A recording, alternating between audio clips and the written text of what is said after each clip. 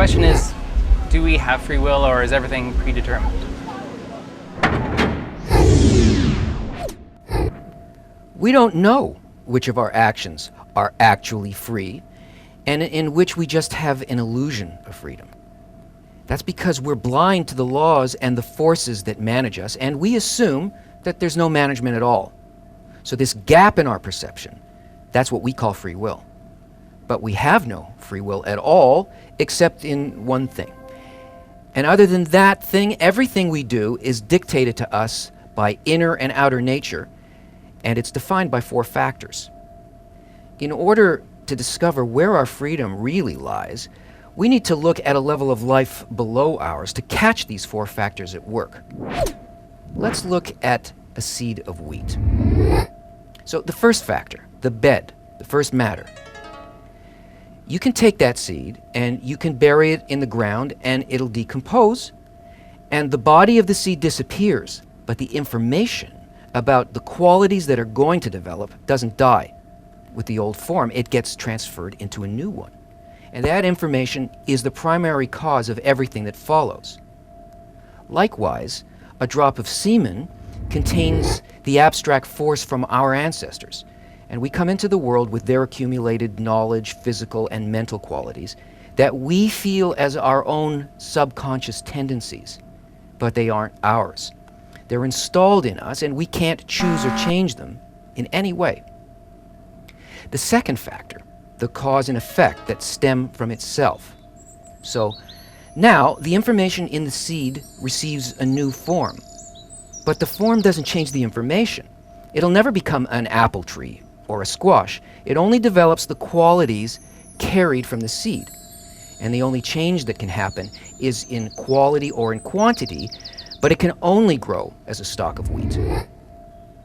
And geneticists tell us that there's a gene in us for everything, even what we consider to be our deepest personal wishes.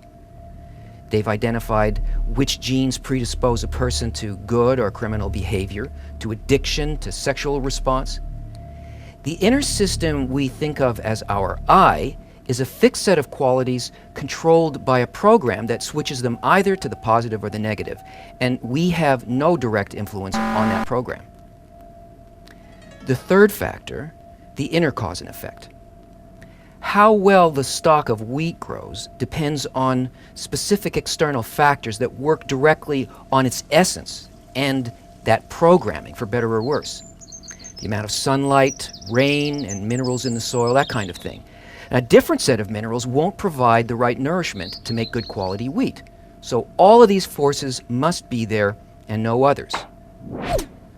Our inherited program of desires, thoughts, and attitudes develop either positively or negatively depending on our family, which we don't choose, and the way that they bring us up and on how we're educated. Because obviously we're helpless as children, so all of this is done by them.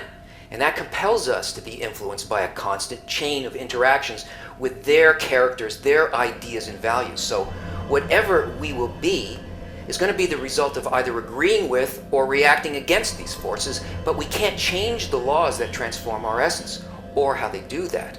So there's no free will here either. 4. Cause and effect through alien forces. These are environmental forces that, unlike rain and minerals, they don't have any direct connection with the wheat.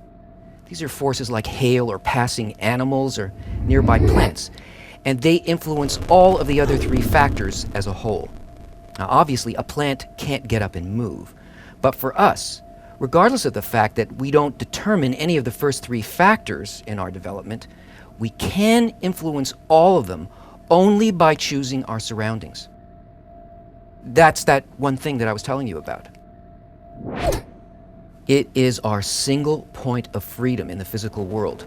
And it's from this point that we can harness these laws to sling us in the direction of our goal.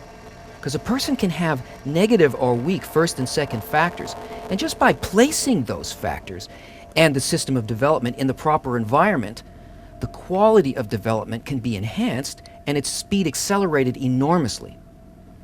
The worth of our life is judged only by this, because once having chosen an environment, all of these laws kick in again. And that environment then shapes all of our future conditions. And that's why the Kabbalists advise us to choose the right books, the right friends, and the right teacher.